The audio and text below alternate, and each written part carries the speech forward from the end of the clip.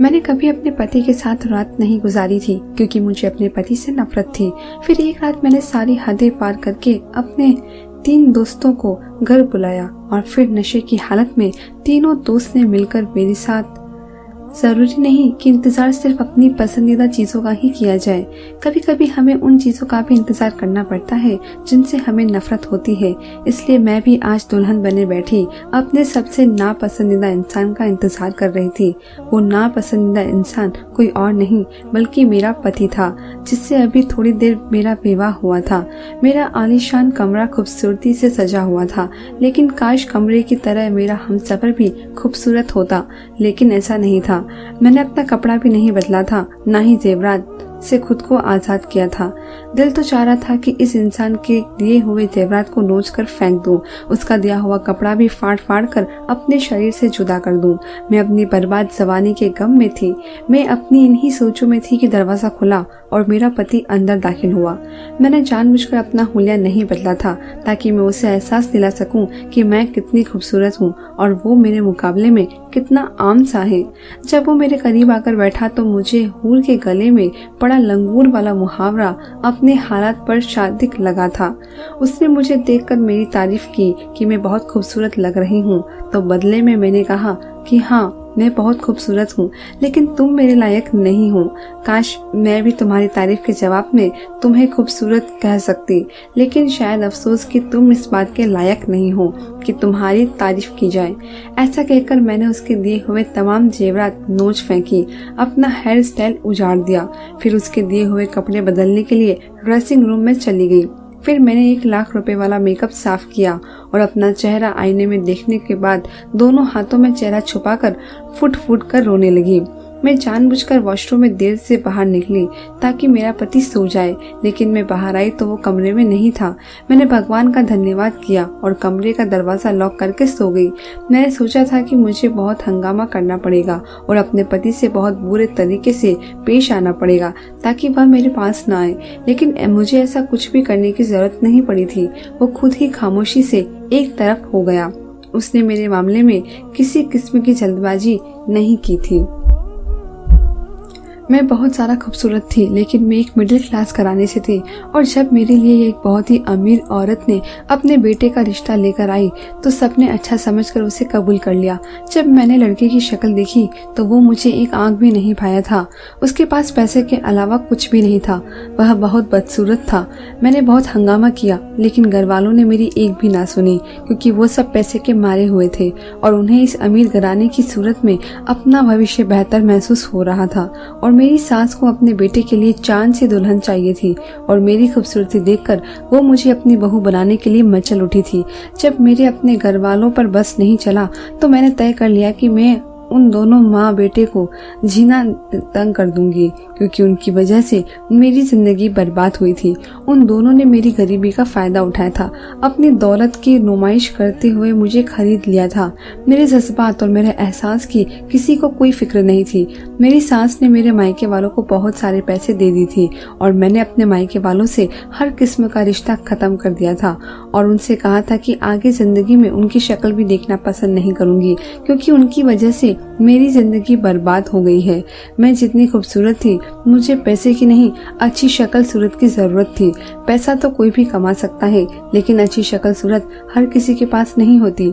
इस जबरदस्ती शादी के बाद मैं बदनामी में उतर आई थी।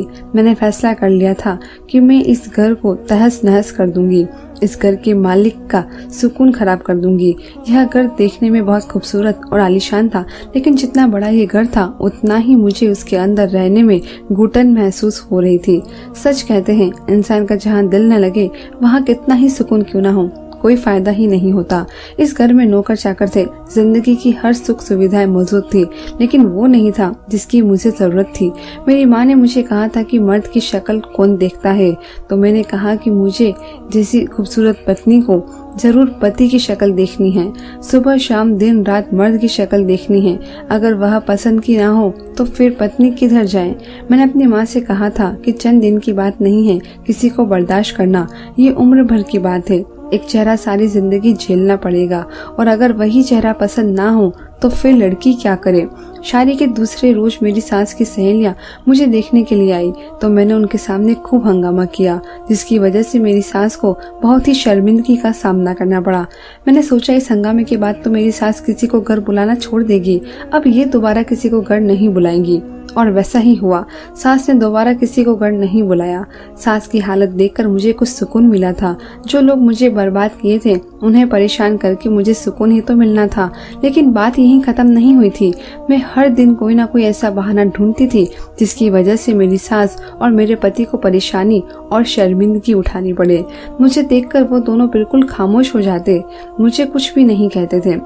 अगर मुझे कुछ कहते तो उन्हें मुंह की खानी पड़ती थी, क्योंकि मैं बदले में बदतमीजी पर उतर आती थी। वो लोग शरीफ लोग थे, इसलिए खामोश हो जाते थे। मैंने सोचा था कि मैं उन्हें इतना तंग कर दूंगी कि आगे 7 नस्लों तक ये लोग किसी भी गरीब लड़की की मजबूरी का फायदा उठाने से पहले 1000 बार सोचेंगे।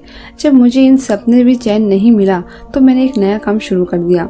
मैं रोजाना शाम को छोटे कपड़े पहनकर ड्राइवर के साथ घर से निकल जाती और सारी रात बाहर गुजारती, सुबह के टाइम वापस आती। मैंने ऐसी जगहों को चुन लिया था जहाँ पर अमीर लड़के और लड़कियां जाते थे। शहर में इस तरह की बहुत सारी जगह थी जो कि खास अमीर नौजवानों के लिए बनाई गई है और वो लोग वहीं सारी रात गुजारते हैं। दूसरे देशों में ऐसी जगहों को नाइट क्लब का नाम दिया जाता था, लेकिन हमारे देश में ऐसी जगहों का कोई खास नाम नहीं था। हमारे देश में ऐसी जगहों को छुपाकर इस्तेमाल की जाती थी ताकि कोई पुलिस का छापा ना लग जाए। मैं भी ऐसे ही एक नाइट क्लब का हिस्सा बनती जा रही थी। मैं रोजाना रात को वहां जाती थी और फिर वहां पर बैठकर सबको देखती रहती थी। कुछ लड़के लड़कियां डांस कर रहे होते, कुछ डीजे म्यूजिक पर म्यूजिक चलाते, कुछ गेम्स खेलते रहते थे जिसमें बॉलिंग, स्नूकर और इस तरह के खेल शामिल थे। मैं किसी के खेल का हिस्सा नहीं बनी थी, ना ही किसी डांस में शामिल होती थी। बस एक कोने में बैठ जाया करती थी और सबको देखती रहती थी। शुरू में रात को देर होने पर मेरी सास फोन करके पूछती थी कि मैं कहाँ हूँ और कब आऊंगी, मगर जब मैंने इस बात पर उन्हें ठीक से जवाब दे दिए तो बाद में उन्होंने मेरी खैर खबर लेनी छोड़ दी थी। मैंने अपनी सास से साफ कह दिया था कि अगर उन्होंने मेरे मामले में दखलंदाजी की तो मैं मीडिया में चली जाऊंगी और उनकी फैमिली को बदनाम करके रख दूंगी, झूठ बोलकर, इल्जाम लगाकर और बहुत कुछ कहकर। ये शरीफ लोग थे, मेरी धमकी से डर गए और मुझे आजाद छोड़ दिया, लेकिन अंदर ही अंदर वो दोनों घुट रहे थे। मैं जहाँ रोजाना रात गुजारने जाती थी वहीं फिर मुझे एक लड़का मिला। मैं अपने ख्यालों में गुम थी कि वो मेरे पास आया और उसने कहा कि वह रोजाना मुझे देखता रहता है। मैं एक कोने में बैठी रहती हूँ, किसी से कोई बात ही नहीं करती। मैं इस जगह का हिस्सा नहीं हूँ तो फिर यहाँ पर क्यों आती हूँ? मैं उस लड़के का पहला सवाल था और पहली बात थी जो उसने मुझसे की थी। रोहन की बात से मुझे उसमें दिलचस्पी महसूस हुई। मैंने उससे दोस्ती कर ली और रोहन के 2 और दोस्त थे, मेरी उनसे भी दोस्ती हो गई। इस तरह मुझे 3 अच्छे दोस्त मिल गए। पहले मैं इस जगह पर मजबूरन आया करती थी ताकि मैं अपनी सास और अपने पति को तकलीफ पहुंचा सकूं, लेकिन अब मुझे यहाँ पर रोहन जैसे दोस्तों की संगत मिल गई थी और मुझे बहुत अच्छा लग रहा था। उन तीनों की यह बात बहुत अच्छी थी कि वे तीनों अपनी हद में रहते थे। मैं गुस्सा जरूर थी, लेकिन मुझे भी अपनी हद का अंदाजा था। दोस्ती हो गई थी, लेकिन उसने मुझे कभी ना डांस के लिए ना किसी गलत फरमाइश के लिए मजबूर किया था। हर शाम को इकट्ठे होते थे और सारी रात बातें करते थे, इधर उधर घूमते थे, लड़के लड़कियों को देखकर उन पर हंसते, एंजॉय करते थे और फिर सुबह होने से पहले घर चले जाते थे। मुझे इन तीनों की दोस्ती में कोई बुराई महसूस नहीं हो रही थी। एक दिन मैं वहाँ से वापस आई तो मेरी सास मेरे इंतजार में बैठी हुई थी। उन्होंने मुझे देखते हुए कहा कि अब बहुत हो गया है, वो ज्यादा बर्दाश्त नहीं कर सकती, बेहतर होगा कि मैं ये घर छोड़कर चली जाऊँ। उनका बेटा मुझे डिवोर्स देने के लिए तैयार है। सास की बात पर मैं जोर से हंसने लगी और मेरी सास मुझे हैरत से देख रही थी कि मैं हंस क्यों रही हूँ। मैंने उनसे कहा कि मैं इतनी जल्दी उनकी और उनके बेटे की जान नहीं छोड़ने वाली हूँ। मेरी जिंदगी को माँ बेटे ने मजाक समझ रखा है कि जब चाहे मुझे इस घर में ले आए और जब चाहे निकाल दें। मैंने उनसे कहा कि मैं इसी घर में रहूंगी और अगर मुझे यहाँ से किसी ने निकालने की कोशिश की तो मेरे मौत के जिम्मेदार वह खुद होंगे। मेरी सास एक बार फिर से मेरी धमकियों से डर गई और खामोश हो गई, लेकिन सास की बातों ने मुझे एहसास दिला दिया था। मैंने सोचा अभी से मेरी सास मुझे घर से निकालने की बात कर रही हैं। अब इसी घर में उनकी आंखों के सामने बेशर्मी की तमाम हदें पार कर दूंगी। इसी मकसद के लिए मैंने रात को नाइट क्लब में जाने के बजाय रोहन और उसके दोनों दोस्तों को घर पे बुलाना शुरू कर दिया। मेरे तीनों दोस्त रात को घर आ जाते थे और मैं उनके साथ ड्राइंग रूम में बैठकर शोर शराबा करती, अपनी सास और अपने पति को खूब जलाती थी। मैं अपने दोस्तों से कहती थी कि वो ऊंची ऊंची आवाज में हंसे और उल्टी सीधी बातें करे, ताकि उनकी ये बातें मेरी सास और मेरे पति के कानों तक पहुंचे और उनका दिल जले। मेरी सास तो हमें इस तरह से देखकर जहर का खून भर के रह जाती थी। फिर एक दोस्त सिगरेट लेके आया जिसमें नशा था। मैंने अपनी सास को दिखाने के लिए वो सिगरेट मुंह से लगा लिया था और सास को दिखाने के चक्कर में रोजाना सिगरेट पीने की वजह से मुझे नशे की लत लग गई थी। मैंने ये नहीं सोचा था कि इनको दिखाने और जलाने के चक्कर में मैं खुद को बर्बादी की तरफ ले जा रही हूँ। रोहन और उसके दोनों दोस्त मुझे दोस्ती के नाम पर बुराई की तरफ लेके जा रहे थे और मुझे कुछ होश नहीं था। एक दिन मेरे पति जल्दी घर आए और मुझे रोहन और उसके दोस्त के वीडियो दिखाने लगे जिसमें वो तीनों लड़कियों के साथ गलत हरकत कर रहे थे। मैं वो सब देखकर ठिठाई से अपने पति के सामने चीखते चिल्लाने लगी और बोली कि मैं यह सब जानती हूँ, मुझे कोई फर्क नहीं पड़ता। मेरी बातों से मेरे पति का चेहरा फीका पड़ गया था। वह मुझे बेयकीनी और सदमे से देख रहे थे। उसकी आंखों में नमी चमक रही थी, मगर मुझे तब भी उसका कोई एहसास नहीं हुआ। उल्टा मैंने उसे बुरा भला कहना शुरू कर दिया और बोली उसकी नसीब में खूबसूरत लड़की नहीं है तो वो दूसरे लड़कों के नसीब से जलने लगा है। रोहन और उसके दोस्त खूबसूरत लड़के थे, लेकिन उन लड़कियों के काबिल भी थे। मेरी बात पर मेरा पति बिल्कुल खामोश हो गया और पहले कभी जो मुझे समझाने की कोशिश करता था वो भी छोड़ दिया। मेरी सास गुमसुम सी अपने कमरे में बंद रहने लगी थी। मेरा पति सारा सारा दिन घर से बाहर गुजारने लगा। इन सब के सबक लेने और शर्मिंदा होने के बजाय मैं बदतमीजी पर उतर आई और पूरे घर में किसी मालकिन की तरह घूम रही थी। अपने दोस्तों को भी बुलाकर अब मैं अक्सर किसी न किसी कमरे में ले जाती और खाते पीते मूवी देखते रहती। मेरी इस अय्याशी और बदचलनी की वजह से मेरी सास को एक दिन दिल का दौरा पड़ गया और मैं जो घर पे थी अपनी सास को हॉस्पिटल ले जाने के बजाय सुकून से अपने कमरे में जाकर बंद होकर सो गई। मेरी सास की एक नौकर थी, उन्होंने मेरी सास को संभाला और मेरे कमरे का दरवाजा बजाकर मेरी सास को हॉस्पिटल ले जाने को कहने लगी। मुझे इस नौकरानी से बहुत उलझन थी क्योंकि वो पढ़ी लिखी लड़की थी जो हालत की सताई हुई इस घर में नौकर बनकर रह रही थी। वो लड़की सामने थी मगर बहुत ही तेज थी और पहले दिन से ही उसे इस घर में अपनी सास के साथ देख रही थी। वो हर मामले में बढ़ चढ़कर हिस्सा लेती थी और फिर उसका यूं मेरे कमरे का दरवाजा बजा बजा कर मेरा सर खाना। मुझे गुस्सा आ गया था। मैंने कमरे से निकलकर उसे नफरत से धक्का दिया और गुस्से से कह दिया कि अगर उसे इतनी परवाह है तो वो खुद अपनी मालकिन को हॉस्पिटल ले जाए। मेरी बातों पर वो लड़की हैरान रह गई और वहाँ से चली गई। मैं नहीं जानती थी कि फिर क्या हुआ, उस लड़की ने कैसे मेरी सास को हॉस्पिटल पहुँचाया, मगर अगली सुबह एम्बुलेंस मेरी सास की लाश को घर पहुँचा गई थी और उससे घर लाने वाली वही नौकरानी थी, जबकि यह मेरी जिम्मेदारी थी। अपनी सास की मौत पर पहली बार मेरा दिल कांप सा गया था। मेरी सास एक अच्छी औरत थी जिसने कभी मुझे कोई नुकसान नहीं पहुंचाया था। मुझे उसकी मौत का थोड़ा बहुत अफसोस हुआ था। मुझे पता चला कि मेरा पति शहर से बाहर था, इसलिए वो रात के वक्त अपनी माँ की हालत के बारे में जानकर भी पूरी तरह वापस नहीं आ पाया था। वो जब घर लौटा तो आगे उसकी माँ की लाश पड़ी हुई थी और मैं अपने कमरे में बंद पड़ी हुई थी। मेरे पति का सदमे से बुरा हाल था। उसके पास उसकी माँ थी जो अब दुनिया में नहीं रही थी। सर मार मार कर रो रहा था और मैं कमरे में बंद उसे सुन रही थी। जब मेरी सास का लाश उठा और घर में मेहमान कुछ कम हुए तो मेरा पति मेरे पास कमरे में आया। मुझे लगा था वो अपना दुख बांटने आया होगा और पहली बार उसे बेइज्जती करने का नहीं सोचा, बल्कि मैं उसे तसल्ली देना चाहती थी, मगर अब बहुत देर हो चुकी थी। वो मेरा बाजू पकड़कर मुझे कमरे से बाहर खींचकर ले गया और बोला कि मैं उसके घर से चली जाऊं, वो मुझे डिवोर्स भेज देगा। मैं अपनी आदत के मुताबिक गुस्से में आ गई और उसे धमकाने लगी कि वो मुझे ऐसे नहीं निकाल सकता, मैं उनसे सब लोगों में बदनाम कर दूंगी। मेरी धमकी पर उसने जो कुछ कहा वो सुनकर मेरे होश उड़ गए। वो बोला क्योंकि मेरी धमकियों से कोई फर्क नहीं पड़ता, सब लोग जानते हैं बद किरदार लड़की हूँ और लोग कई बार ऐसी बदकिरदार पत्नी को डिवोर्स देने की राय दे चुके हैं, मगर उसकी माँ एक अच्छी औरत थी। उसने अपने बेटे को डिवोर्स देने से रोका था और हर बार कोशिश करती रही कि मुझे समझा सके।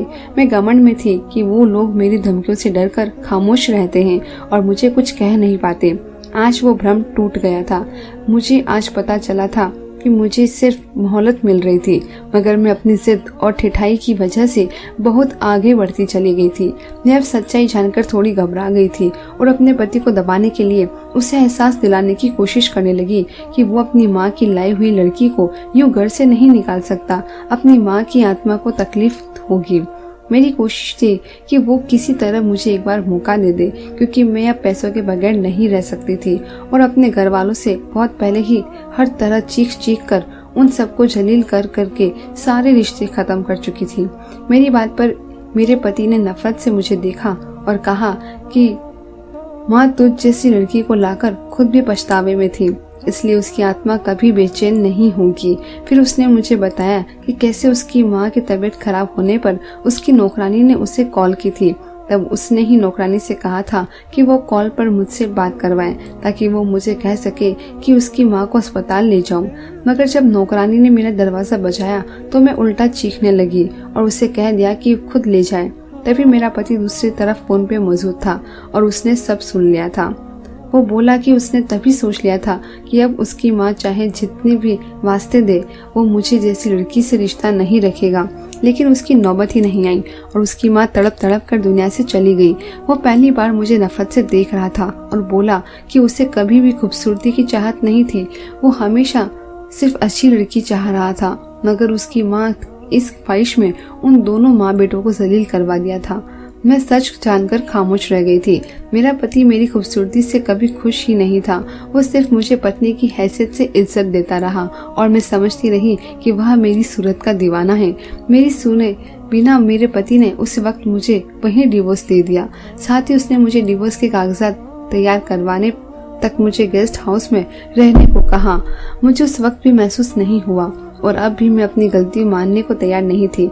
मैंने उसे जताने के लिए कि मुझे उसकी परवाह नहीं है, अपने तीनों दोस्त को घर बुलाया और उसके साथ हल्ला गुल्ला करते हुए बेशर्मी की हद पार कर दी।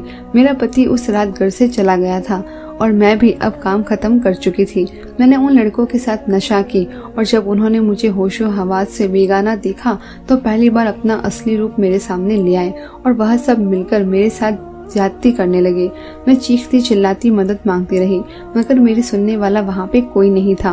अगले दिन वो लड़के मुझे मुर्दा हालत में वहीं छोड़कर चले गए और मेरे पति ने आकर मुझे डिवोर्स के कागजात पकड़ा दिए।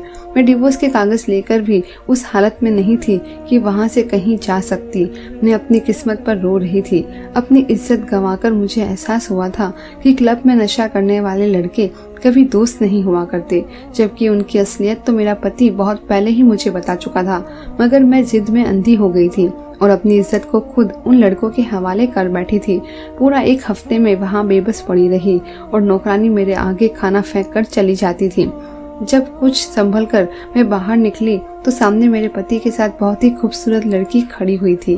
वो मुझे देखकर ठिठक गई तो मेरा पति ने उसे बताया कि यह मेरी पहली पत्नी है, जिसे मैंने डिवोर्स दे दी है और अब इसका मेरे घर पर कोई हक नहीं है। फिर वो मेरी तरफ पलटा और बोला कि अब मैं संभल चुकी हूँ तो अपना गंदा शरीर लेकर इस घर से चली जाऊं, क्योंकि उसकी पत्नी को मेरा शरीर यहाँ बर्दाश्त नहीं होता। मैंने उस लड़की को देखा तो हैरान रह गई। वो मुझसे भी ज्यादा खूबसूरत लड़की थी, मगर वो उस बदसूरत मर्द के पहलू में सुकून से खड़ी मुस्कुरा रही थी। उसके चेहरे पर खिला हुआ गुलाब। वही नौकरानी अपनी नई मालकिन के आगे पीछे घूम रही थी। फैमिली पूरी थी और मेरी वहाँ कोई जगह नहीं थी। इस फैमिली का हिस्सा मैं भी तो हो सकती थी, मगर मैंने अपने घमंड में सब कुछ गंवा दिया। अब मैं एक पागल खाने में रहती हूँ, क्योंकि मेरे साथ हुए हादसे ने मुझे दिमागी मरीज बना दिया था। मैं कभी बिल्कुल ठीक होती हूँ तो कभी अचानक चीखने चिल्लाने लगती हूँ। मेरे अंदर डर ठहर चुका था कि अब मैं पाप का हिस्सा बन चुकी हूँ। भगवान ने मुझे इज्जत की जिंदगी दी थी, लेकिन मैंने खुद अपने लिए जिल्लत बना लिया था। रोहन और उसके दोस्त बहुत खूबसूरत थे, लेकिन उन खूबसूरत चेहरों का भयानक रूप मैंने जब देखा तो मुझे खूबसूरत चेहरों से नफरत हो चुकी थी। मैं आज भी शीशे में अपना चेहरा देखकर बुरे तरीके से अपना बाल नोचना शुरू कर देती हूँ। धन्यवाद दोस्तों।